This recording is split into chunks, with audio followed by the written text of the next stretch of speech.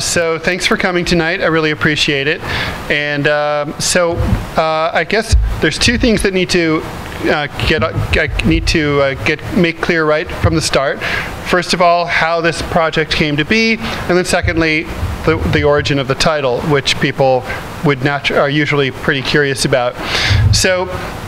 I've been to Afghanistan a number of times, but the two most important trips that I took were what I call the end of the beginning of the war in 2001, in November and December of 2001, when the Taliban still held two cities in Afghanistan, Kunduz in the north and Kandahar in the south, and then Kabul ultimately fell, and that was pretty much the beginning of the end. I was there during that period. That was a very optimistic but dangerous period when the Northern Alliance were sweeping into power as the result of a U.S. bombing campaign that drove the Taliban into the hills and over the mountains into Pakistan.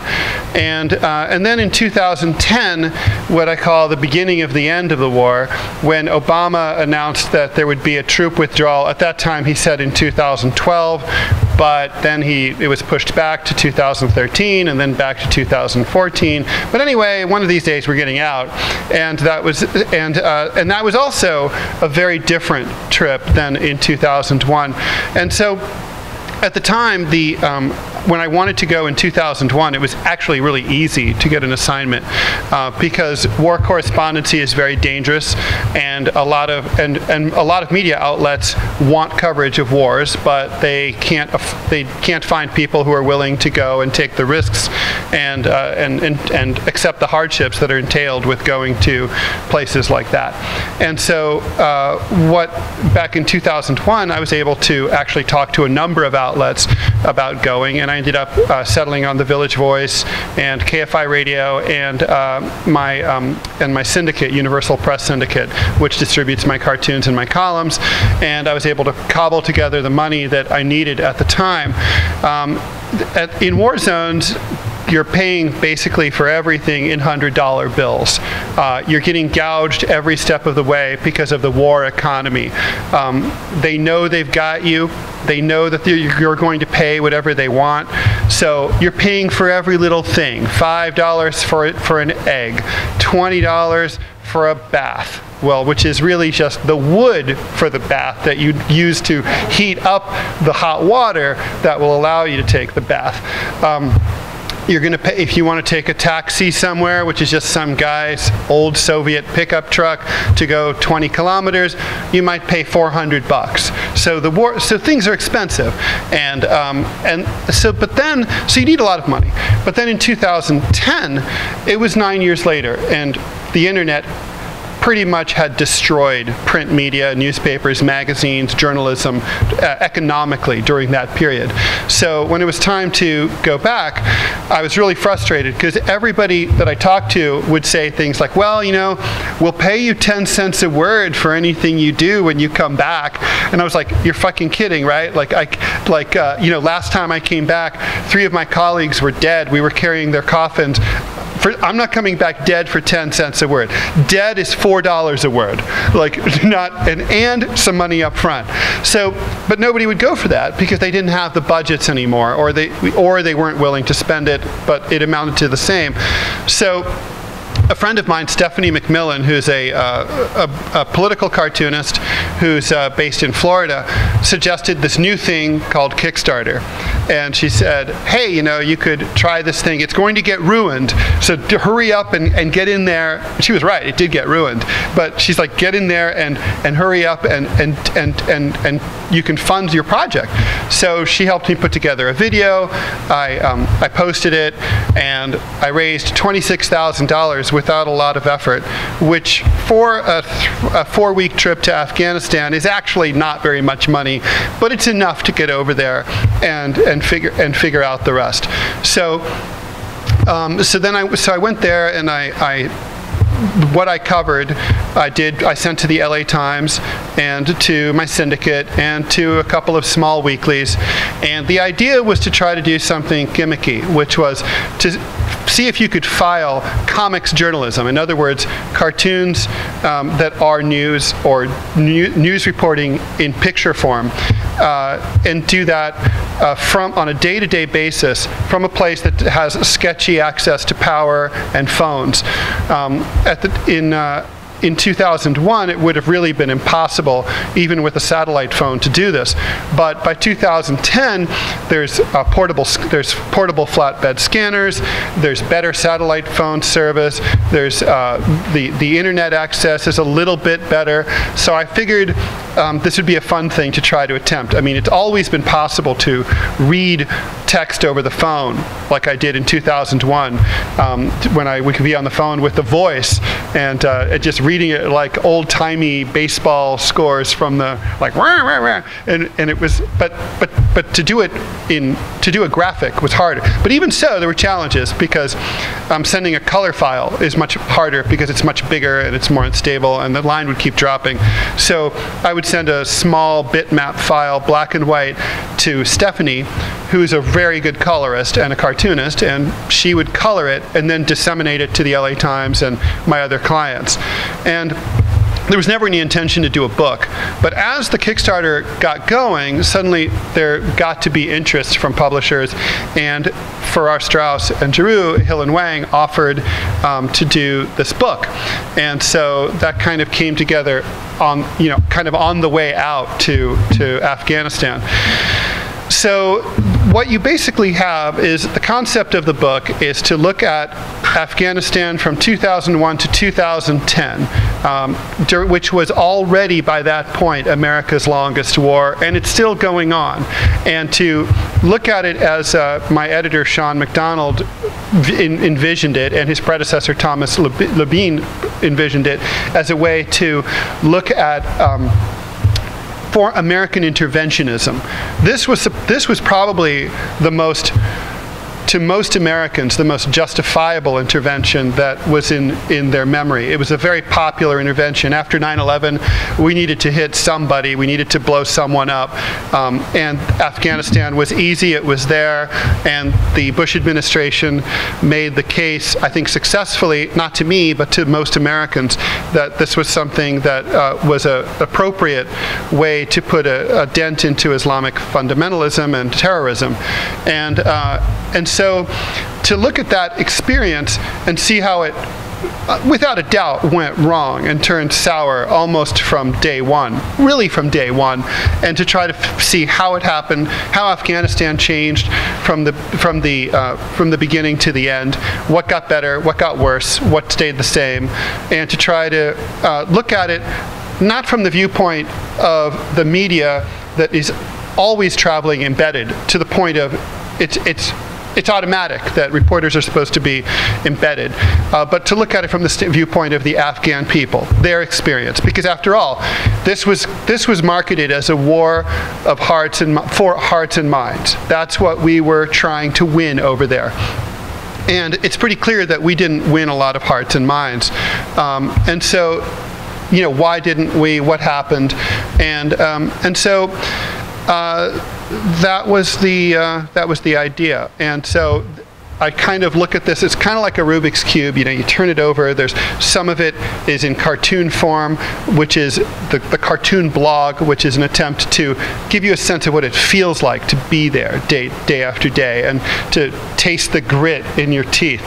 And then there's the prose, which is trying to be more analytical and political and socio-cultural. And then there's the photos, which play the obvious role of photography to fill in that gap between the perception and what the sort of reality of the camera lens. And so, I mean, I like the format. I've used it for previous books, and I think it's kind of impossible to find truth, but what you can get to is an approximation of truth, and the more angles you use to look at something, the more ways you can find, the closer you get to truth.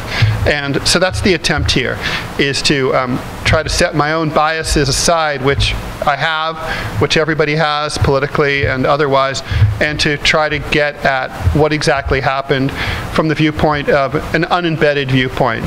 And so, which means staying with local families, staying in local hotels. Which brings me to the second part, the second thing I wanted to talk about, which is the title of the book. So I only spent 4 hours in the presence of NATO troops during the 4 weeks I spent there in 2010. You basically cannot go over land anymore in Afghanistan because no one will take you. No one will rent you a car to do it yourself. No one will drive you. There's literally no amount of money. I offered a taxi driver $10,000 to drive me from Kabul to Herat across what is known as the Central Highway, which is not supposed to be a dangerous place by Afghan standards. At least it wasn't at the time, and it wasn't considered to be as ferocious as the Northern Highway from Mazar-e Sharif to Herat.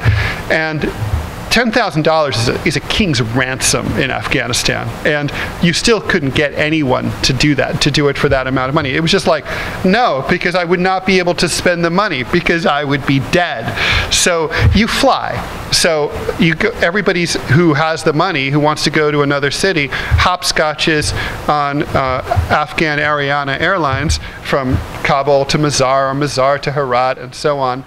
And it's kind of funny because there's just 2 planes. So I arrived on one, at one time I was in Chagcharan waiting for a flight. This is in central Afghanistan. And it's like, oh, there's the plane. It's like, no, that's not your plane. That plane's going to Kabul. It's like, oh, okay. So we wait 4 hours, right? And it's like, oh, there's your plane. It's like, that's the same plane. Yeah, that plane's going to Herat. So it's boom, boom, boom, boom. And it was an old Soviet Yak 40, which had been apparently stolen from Tajikistan Airlines because it still had the markings, and they'd spray painted it over. It was an ancient plane, but that's a whole another story. But anyway, en route to Chagcharan from Kabul, we were told that the last guest house had closed because Chagcharan was now Taliban controlled, and that there was no choice for Westerners but to stay at the NATO air base, which was run by Lithuania at the time. So we schlep our stuff 4 miles, just hoofing it through the dust on our way to the NATO air base at Chagcharan. We show up at the front gate, which is just like out of the Middle Ages. Like if you've ever visited a medieval fortress or an older one, there's always a zigzag to get into the gate, and that was because to avoid the battering ram approach. So the horses have to go around like this, and the NATO air bases are built exactly the same way, except with blast walls. And so we're out there, we have to go around and around, and we're calling, and finally these guys let us in. And it was like, it's otherworldly. You know, you've left Afghanistan and you've entered a NATO air base where there's a bar, and there's a Starbucks, and there's running water and showers and a cafeteria. And it was like, and the cafeteria had curry. And it was like, really? It's like so bizarre. And we're just like, you know, this whole like integrity thing, Stephen and Matt and I, the 2 cartoonists who went with me, were joking. This integrity thing is like way overrated. Like, we're living large. This is awesome. Let's chill. We arrive at 7 o'clock at night. At 10 o'clock, these soldiers come to get us, and they have a very sad expression on their faces. And they're like, yeah, we have some bad news for you guys. You have to leave. I'm like, what are you talking about? It's night. We can't, like, no one goes out in Afghanistan at night. It's a death sentence. And they're like, yeah, we know. And so they're like, we feel really bad, but the commander of the base isn't here. And when he heard that you guys are here and you're not from a major press organization, like, you have to go. So he kicked us out. We could have died, really. And so and the soldiers felt terrible about it. They drove us in APCs and in Humvees, and we're like, where are we going? And like, why do you have your lights flashing? They're like, it's NATO policy. I'm like, you have your lights flashing. There are IEDs. It's like, this is NATO policy. I'm like, you people are retarded. And so I'm like, where are you dropping us? There's no hotel. Like, yeah, there's no guest house. You're going to stay here. I'm like, what? So they're like, this place. I'm like, drop us off down the street. We'll walk. They're like, no, we have to make sure you're safe. I'm like, you guys aren't making sure that I'm safe. I've never felt less safe in my life. And anyway, these guys, they're all Kevlared up, big guns, M4s, you know, bandoliers. They rush us up the stairs. They bring us in, and there's this, it's the Taliban hotel. It's all Talibs, fresh from the front, like dirty, RPGs on the floor. They're breaking fast for Ramadan. Ramadan's not a good time to visit the Muslim world because everyone's grouchy from not having drunk water or eaten all day. And these guys they're like sitting in rooms as we walk by, and they're like, and we're like, oh shit. And then the proprietor is like, I have one room. It's like, he opens up a door. There's bullet holes in the window, bullet holes in the wall at the same level as the window. And, oh, that's cool. And there on the floor is this body-shaped, thick red, matted, wet stain that where clearly the bullets hit the dude. The dude died there. He bled into the carpet, and it didn't happen a long time ago. And there's like a cloud of gnats and flies over it. And he's like, is good? I'm like, great, just like America, better, it's just like the Four Seasons. So he's like, because you have to say that, right? And it's, so the thing is, we're hanging out in there terrified. And Stephen comes back, and Stephen has the best beard. He has like a big hipster Brooklyn beard, like Nebuchadnezzar, you know? And so he's like, hey, like, let's go talk to those guys across the hall. I'm like, good idea. So we go and talk, and we're like, hey, what's up? Can we break fast with you? And so we end up talking, and this guy who's very old, he's 60 years old, he starts talking about how fighters today don't know how to use a Stinger missile for shit. And he's like, you know, it's just like sad. He's like, you know, back in the 80s, we knew that, you know, there's a 7-degree angle of aperture, and you know, you track for 30 seconds, and then you fire the Stinger, and that's how you bring down the Soviet choppers. But like these guys today, they just fire willy-nilly. They don't care because they're getting free weapons from the Americans and all this stuff. And it was just kind of funny. And then it's like, I'm like, so what do you do? And he's like, well, I work for the Karzai government. I work for the Department of Irrigation and Water. I'm like, but you're in the Taliban. He's like, yes. So during the day, he builds drainage ditches. And at night, he blows them up. So, you know, it's the great yin-yang balance of Afghanistan. And he didn't see any contradiction here at all. But at one point he asked, we were mostly asking him questions, but at one time he asked me, so what do Americans think of us Afghans, of us Talibs? And I said, well, they think that you hate their freedoms. They think that you are upset about the fact that women aren't wearing burqas, and that you know, they're not Muslim, and that they're secular, and that they listen to obnoxious music, or you know, pornography, or watch pornography. And he just started laughing, and he said, that's ridiculous. He's like, we don't give a shit about that. He goes, look, it's not personal. It's like Vietnam. You killed 2 million of those people, right?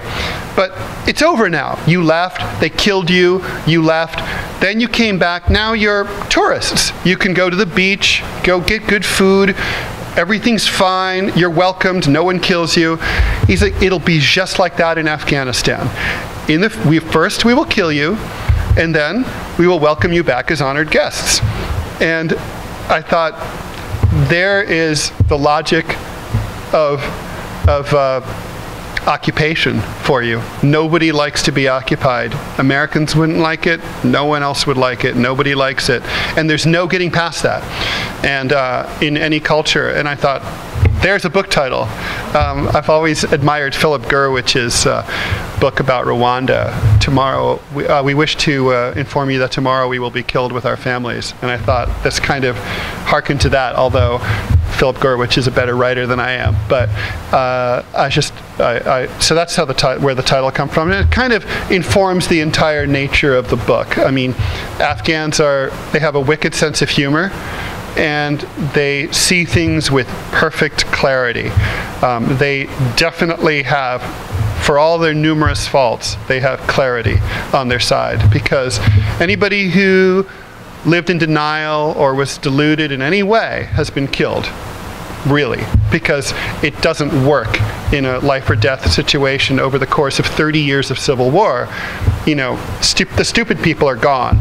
So the naive people are gone. So anyway, I figure I should show some stuff, and then please have some questions, because it's more fun when people have questions and comments and disagreement. Disagreement is great. I'm going to sort of just go through this quickly.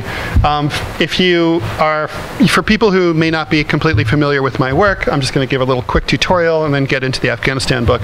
So this is what my work used to look like back in the early 90s, very abstract. Then by 2000, I was kind of all over the place. I was in Time magazine, Fortune magazine, Esquire. And then things kind of changed for my career when Bush was awarded the presidency by the Supreme Court in 2000. It began when I started drawing Bush as a deranged Latin American dictator, Generalissimo El Busho, which became like probably the most successful character I ever came up with for any president. I mean, I miss Bush terribly, and just in the way like an older generation of cartoonists will always regret Nixon. You know, it's like you're never going to get a guy like that back. Then, like after 9/11, of course, changed everything, and to a very small, insignificant degree that it matters, but it mattered to me. It changed my career in that cartoonists had to kind of decide, like everyone else, what they were going to do. I remember my editor at Time magazine calling to tell me that I was fired along with all the other cartoonists because, this is a quote, "No one will ever want to see humor again." And there were all these stories about the death of irony, the death of humor, and cartoonists got fired right and left. I got fired from Esquire, Fortune. All of us got fired. It's like not just me. It was like no one wants humor. Joel Stein, who was the humor writer at Time, got fired. They brought him back years later. It's everybody got fired. My work after 9/11 was principally dedicated to questioning militarism and Bush and the logic of what we were being told about 9/11.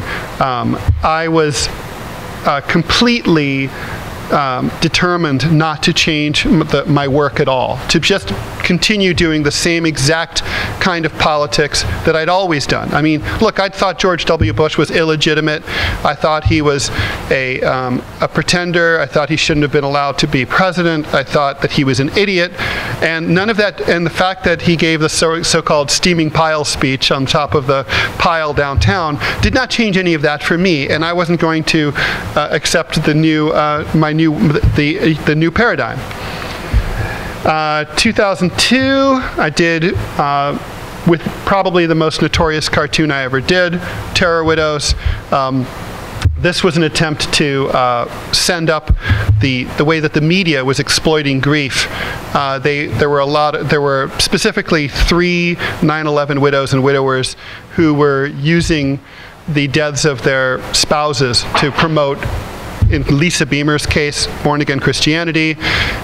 In Ted Olson's case, the Bush administration's policy of invading Iraq, and then who was number 3? Well, it escapes me. You know, there's always a brain fart. But anyway, there was a third one, and Marianne Pearl, who it's kind of like Daniel didn't die in 9/11, but she went on Larry King to promote a two-book deal just days after Daniel was killed, and I just thought, it's tawdry, it's tacky. Yeah, people do really gross shit when they're in grief, but it doesn't mean the media should enable it. And this was an attempt to satirize the media, but a lot of people viewed it as an attack on the widows themselves. This was my second most notorious cartoon, came out 2 years later, about Pat Tillman, the linebacker from the Arizona Cardinals, who died of friendly fire in Afghanistan after having served in Iraq. At the time, he was being promoted as sort of this mookish right-wing jock who wanted to give up everything to get even for 9/11. As it turned out, he really wasn't anything like that. He was a fan of Noam Chomsky. He thought the war was illegal. He had actually joined in order to watch his brother's back, who had enlisted against his will. But none of us knew any of that when I drew this cartoon. And but it caused I lost a lot of papers over it, lost a lot of clients, caught a lot of shit, and there are still people who will not ever have anything to do with my work because of that cartoon. So here's what I'm doing now. Here's a recent example. It came out a week ago. Obama said, this is a quote, "In the immediate aftermath of 9/11, we did some things that we got wrong. We did a lot of things that we got right, but we tortured some folks. We tortured some folks. We did some things that are contrary to our values." I was taken by how glib that is. We tortured some folks. And so I had Obama admits the U.S. tortures, but when we torture, we do it folksily. For Obama, torture victims and torturers are both plain, old, regular, down-home folks. And then this was another quote, "It's important for us not to feel sanctimonious in retrospect about the tough jobs those folks had." You know, the torture folks, the torturers, tough job, you know, like, it's hard. It's hard to be torturing. You know, you should feel sorry for them. Don't get sanctimonious. I'm like, if you can't get sanctimonious about a torturer, who can you be sanctimonious about? So I decided to do this. Thrilled to these countrified outtakes from Barack Obama's folksy history of the world. The outbreak of World War I. Some Serb folks shot an Austrian folk because they wanted Austria-Hungary's South Slav folks to form a future group of folks called Yugoslavia. The rise of industrial capitalism. Some folks got kind of greedy and screwed over all the other folks. The Holocaust. Some German folks burned some Jew folks. So this is a cartoon I did after the riots in Ferguson, Missouri. The cops refused to release the cop's name due to death threats. It seemed to me that the real death threats were coming from the cops against black people, not the other way around. So that's why I drew this cartoon. This was one day along the border between Israel and Gaza.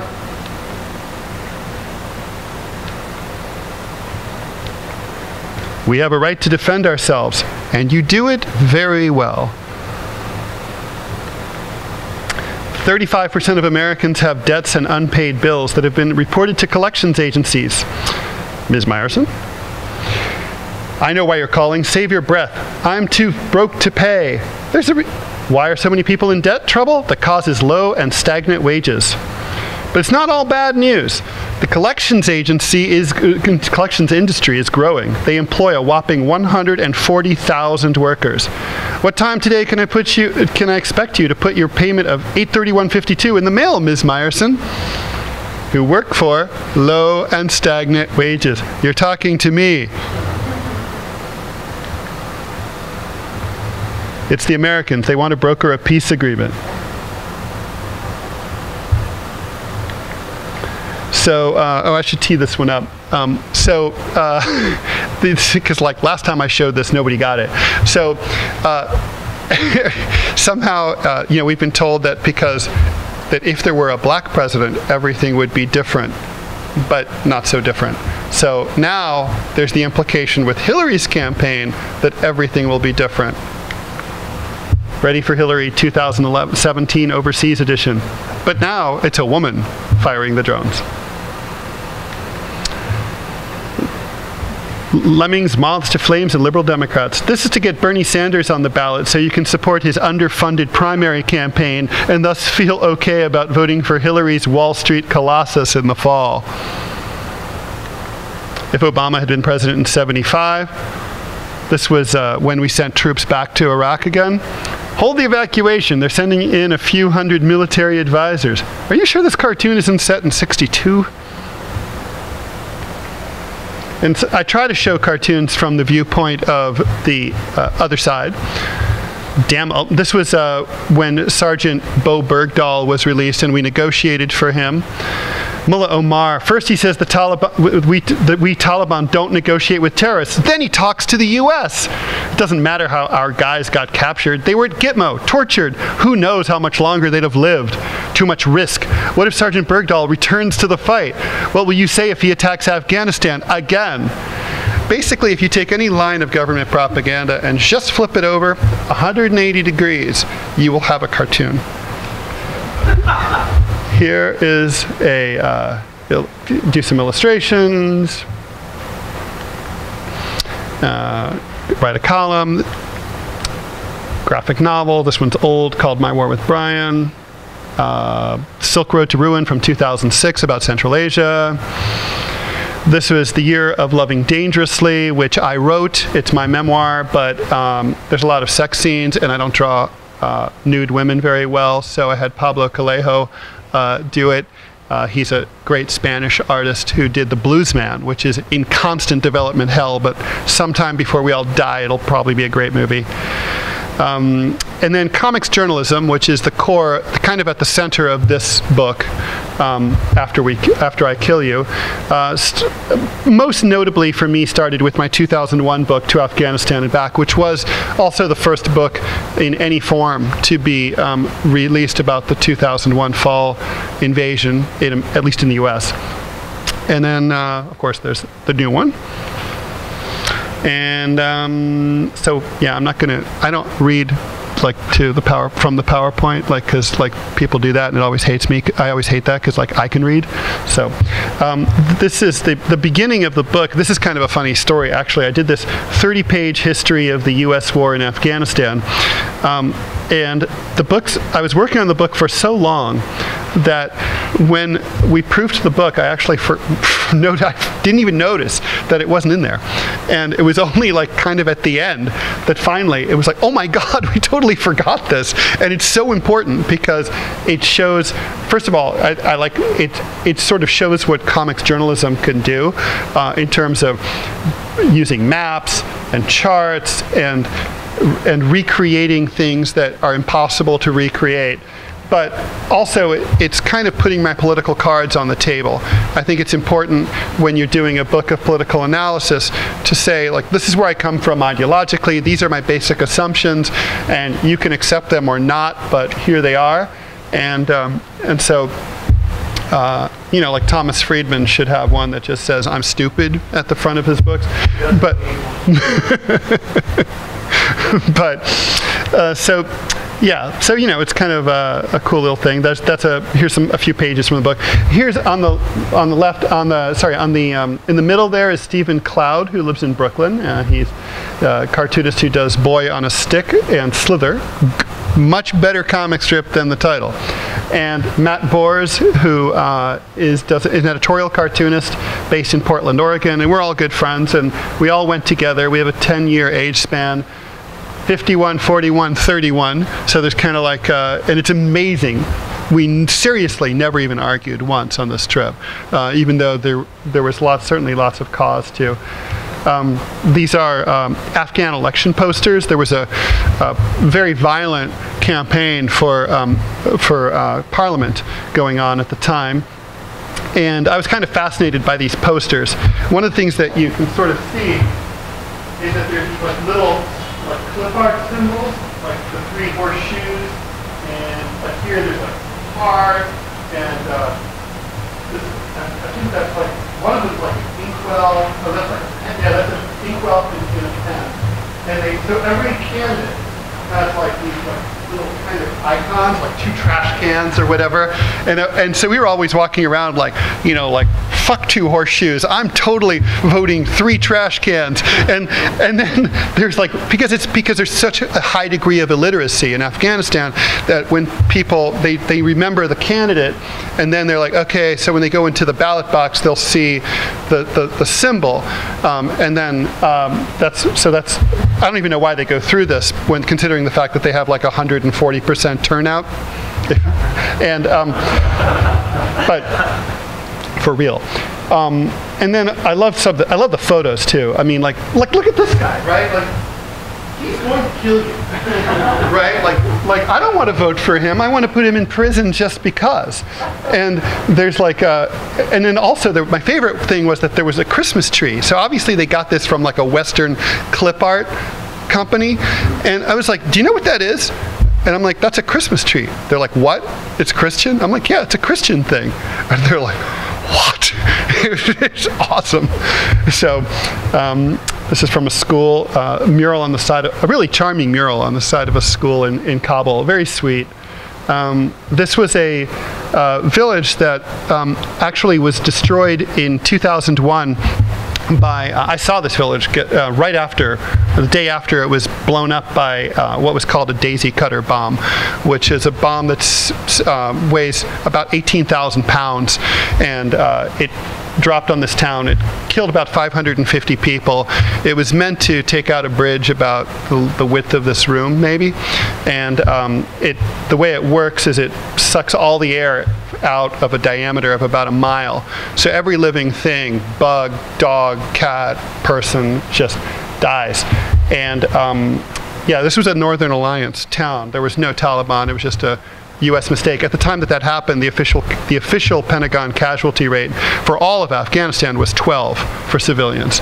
But this was 540 in one bomb. They dropped thousands of these things in 2001. So here's one of the cartoon blogs that I filed, obviously because I was drawing every day in pretty rough conditions most of the time.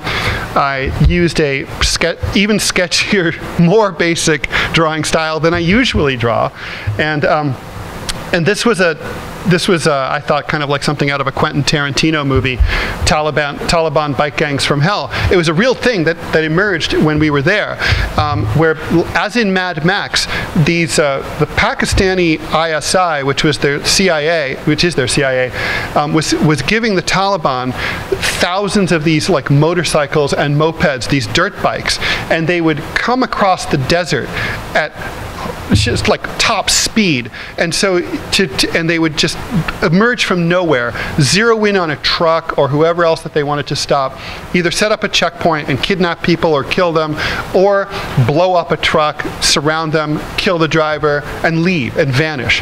And they were like locusts. And I was like, this is simultaneously like the most frightening and the most awesome thing I've ever heard of in my life. I was like, dear Mr. Tarantino, I have a pitch for you next time I'm in Los Angeles. So I did this cartoon about it. Then there was Afghan versions of American food. Now, if you're occupying a country for years, you're going to have an influence on their culture, including their food. So I decided that I would do this cartoon to show the kind of the Afghan attempts to replicate American food that we came across. So pizza, in particular, was attempted to be copied a lot. And in Herat, we found this pizza that had, this is a drawing of the actual piece of pizza, which I dare say, despite my drawing style, really didn't look any better than this.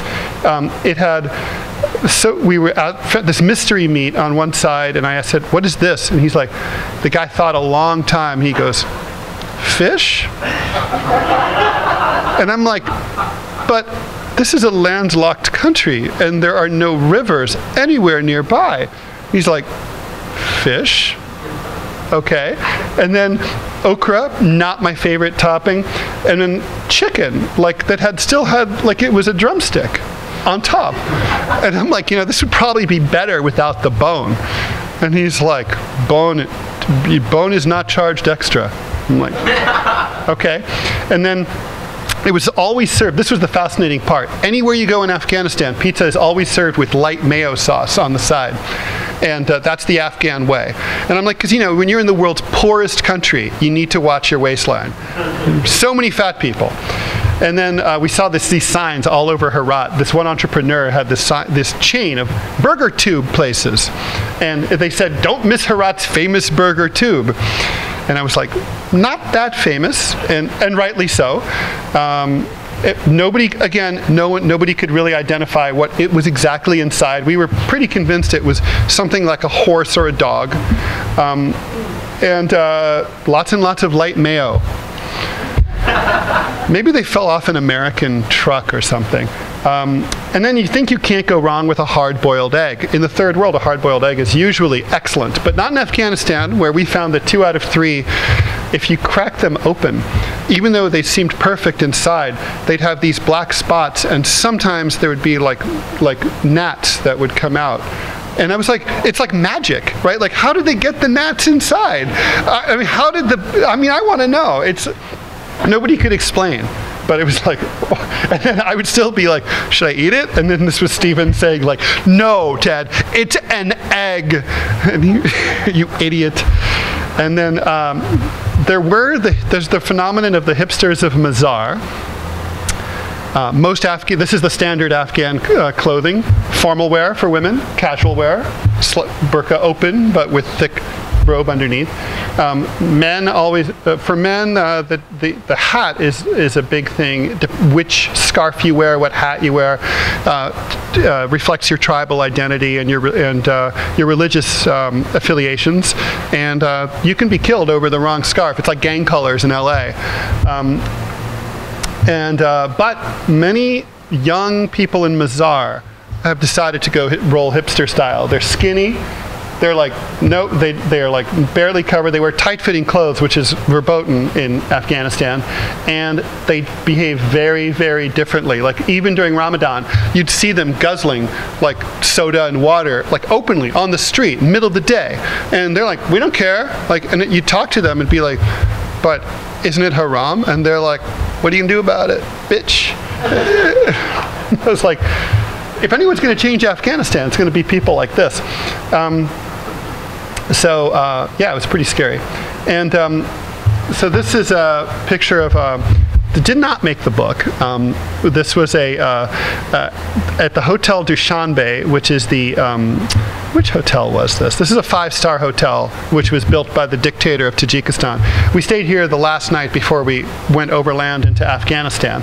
And I was kind of laughing because here's these NATO troops who are eating here at this delicious, just absolutely breathtaking it's the Hyatt Regency Dushanbe, and most beautiful hotel I've ever stayed in.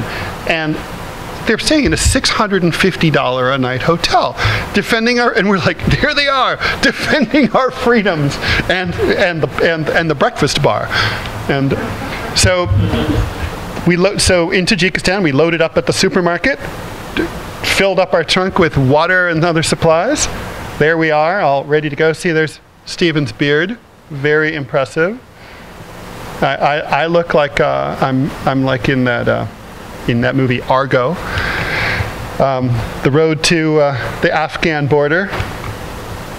That's as soon as you leave Dushanbe, the dust starts. Because Afghanistan, the reason it's so dusty, it's geology. It's glacial flour, as they call it. The glaciers came through there, pulverized everything, to the point where even if like a dog walks down the street, there is a cloud of dust. It gets into everything.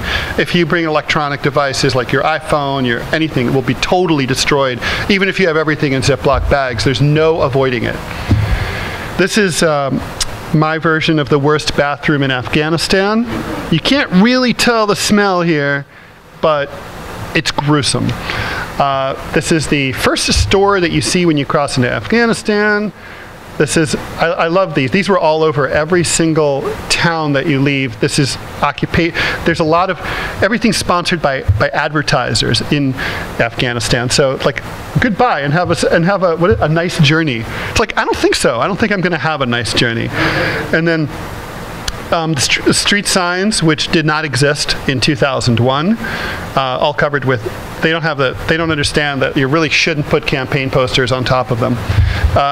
This was in Talakan, which was a town where I stayed in 2001. It's changed hands repeatedly over the last 30 years between the Taliban and the Northern Alliance, or the Mujahideen. And this guy invited us to stay with us. And about 45 minutes after he invited us, he kicked us out because he got a death threat from the Taliban. They heard that we were there.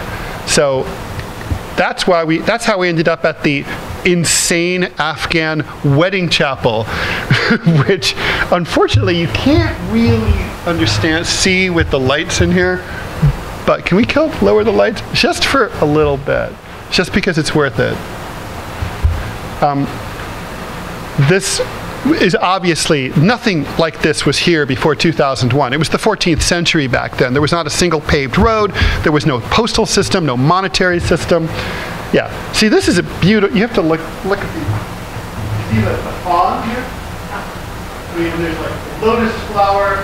I mean, it's kind of like if someone had gone crazy with Photoshop, but with like a digital printer. I love how there's still old stuff in use, like old sewing machines.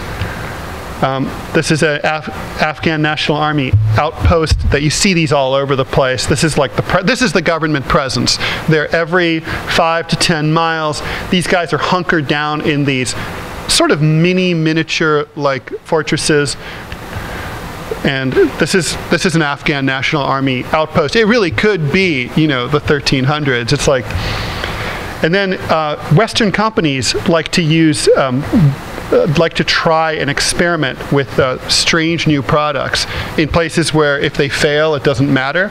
So this was Coca-Cola's attempt at Burn energy drink. And it failed, I was told, because everyone thought that it meant that you would turn into a devil if you drank it. I think that was a reasonable assumption. I would have thought the same thing. Here we are in Mazar-e-Sharif, the three amigos here. I love that.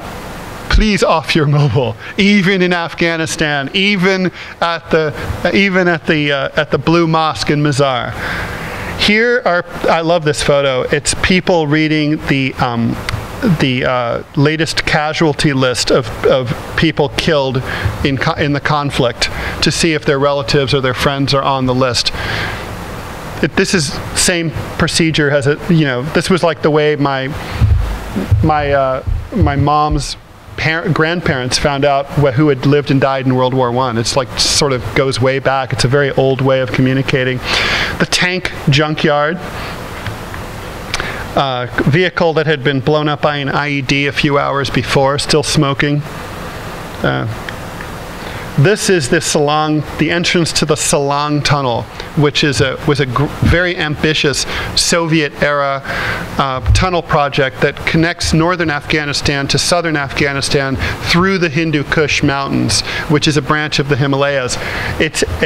The elevation's very high. I think it's like 18,000 feet, and it goes on for about 18 kilometers. It was a miracle of Soviet engineering at the time, but it's been blown up repeatedly during the 80s and 90s and 2000s.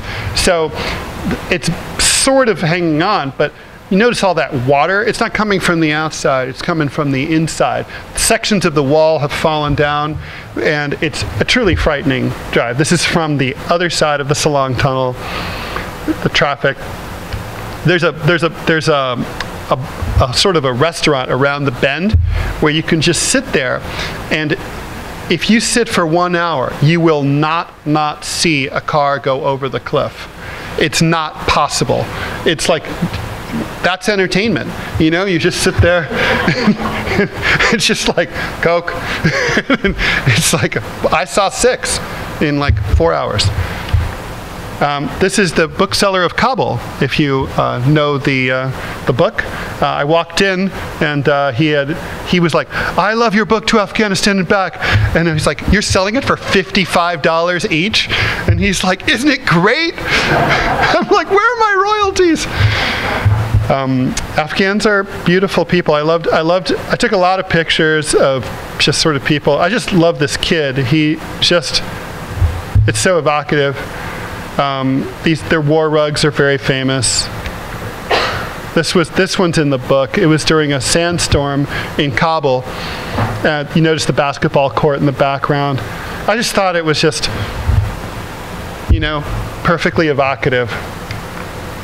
And so, anyway, that's the AV part of the show. So, thank you.